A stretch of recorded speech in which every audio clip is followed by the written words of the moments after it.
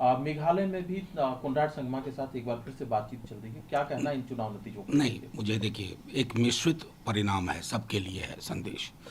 अब कॉनराड संगमा के लिए तो वहाँ जाकर के अमित शाह जी ने कहा था कि परिवार से मुक्त करो। अब फिर परिवार युक्त हो रहे हैं, तो मजबूरियाँ तो है ना। ये जो सोच रहे थे कि अश्वमेध यज्ञ कर देंगे और पूरे देश में, वही देश विविधताओं से भरा पड़ा है। तो मेघालय में आपको आ, ये सीख मिली। अब आइए त्रिपुरा। त्रिपुरा में अगर मुझे देखना होगा सबसे महत्वपूर्ण पहलू, तो मैं देखूंगा प्रद्योत जी की पार्टी का प्रदर्शन। वो एक संदेश है कि एक एक क्षेत्रीय दल वहाँ एक बहुत बड़ा दस्तक दे चुका है। नागालैंड, अब नागालैंड में भी देखिए अपनी जीते, आपको मुबारक हो। लेकिन वहाँ रामविलास जी की पार्टी, चिराग भी जीत रहे हैं, अठावले जी की पार्टी जीत रही थी। इसको थोड़ा गहन विश्लेषण की आवश्यकता है पूरे के पूरे चुनाव के चरित्र को वहाँ। लेकिन मुझे ताज्जुब होता है कि महाराष्ट्र में कल एक महत्वपूर्ण उपचुनाव हुआ, घिघी बंद गई, उस पर कहीं कुछ आप पीठ थपथपाइए, लेकिन पूरा देखिए कि पूरा संदेश आपको क्या मिल रहा है।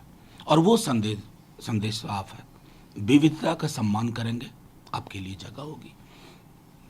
अन्यथा आप प्रसन्न होइए, पार्टी करिए। सर, जो प्रद्योत जी की पार्टी ने जो प्रदर्शन किया है, लेकिन उनका ये कहना है कि विपक्ष में वो सिंगल लार्जेस्ट पार्टी हैं और वो विपक्ष में सबसे अलग बैठना पसंद करेंगे, वो किसी भी सूरत में सीपीएम के साथ या कांग्रेस अलायंस के साथ देखिए, मेरा नहीं। सीधे तौर पे कहना है कि उन्होंने एक बहुत बड़ी जीत दर्ज की है। ये उनको अधिकार है, वो पोजीशन तय करें। वो सबसे बड़े दल के रूप में उभरे हैं और एक संदेश के साथ उभरे हैं। वो सिर्फ रेटोरिकल नहीं है, वो एक संदेश है दिल्ली को भी। मैं समझता हूं कि उनका ये कहना बेहद जायज है।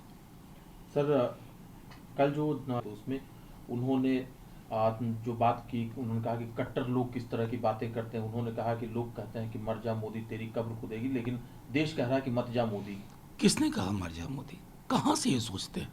कोई ऐरा गहरा नथु खेरा कुछ बोल दे, अब प्रधानमंत्री जी उसको इतना महत्व दें।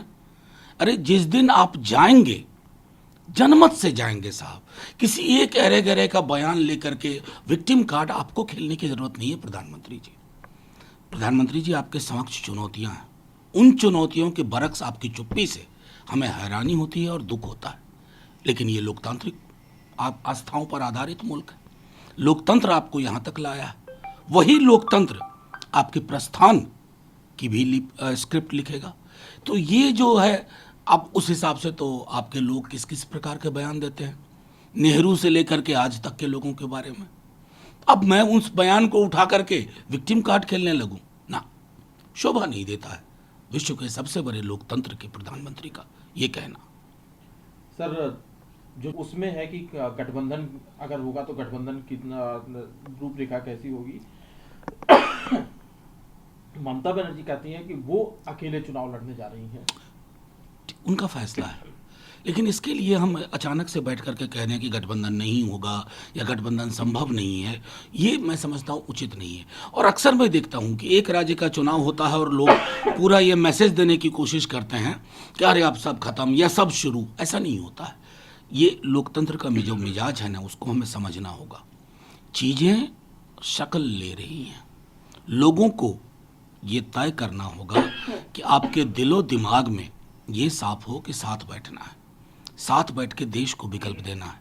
ये इंडिविजुअल चॉइस नहीं हो सकती है कि मेरी कमीज या तुम्हारी कमीज का मसला नहीं है। अहम अहम को त्यागना होगा सबको। एक सर कि अधिकारियों ने उन्हें कहा था कि फोन में पेगासस है और संभल करके बात करें, क्या कहना है? क्योंकि अभी अभी मैंने अश्विनी वैष्णव जी से जब इस बारे में बात की तो उन्होंने कहा कि उनकी सुई तो एक जगह पटक गई है, उन्हें बहुत कुछ सीखने की जरूरत है। अब सीखने की तो अश्विनी वैष्णव जी को भी ज़रूरत है। सीखने की तो कोई अवधि ऐसी नहीं होती है कि आज सीख लिया पूरा हो गया। हर किसी को सीखना है, लाइफ लॉन्ग लर्निंग का मसला होता है। पेगासस और नो पेगासस, फ़ोन टैपिंग तो होती है। खुद बीजेपी के लोग किसी एक राज्य के उप मुख्यमंत्री पर यही आरोप लगा रहे हैं, माफ़ कीजिएगा। तो फ़ोन टैपिंग की हकीकत से इनकार नहीं हो सकता। मैं आपको बताऊं, कई जो भाजपा के भी मित्र हैं मुझसे सिग्नल पे बात करना चाहते हैं। नॉर्मल कॉल पे बात नहीं करूंगा, समझते नहीं हो यार, टैपिंग चलती है। ये हकीकत है, हकीकत स्वीकारिए। अथॉरिटेरियन स्टेट के सारे फीचर्स हैं, आप जिस सरकार के मंत्री हैं, और लोग इस बात को समझते हैं। किसकी सुई कहाँ अटकी है ना, आने वाला दिन बताएगा। लेकिन सर पेगासस को लेकर के तो मामला कोर्ट में भी पहुंचा और वहां पर भी बहुत कुछ अभी तक सफलता हासिल नहीं हुई है विपक्ष को या है उनको। एक बात मैं कहूँ, कई मसले आप ऐसे देखेंगे ना जिनके फैसले और बाद में जो होता है ना, दोनों में फर्क होता है। इंतजार करिए ना। नमस्कार, मैं हूं मानक गुप्ता। अगर आपको हमारा ये वीडियो पसंद आया हो तो इसे लाइक और शेयर जरूर करें, और हां, हमें सब्सक्राइब और फॉलो करना ना भूलें ताकि आप देश और दुनिया की कोई खबर मिस ना करें। तो जुड़े रहिए हमारे साथ और देखते रहिए News 24।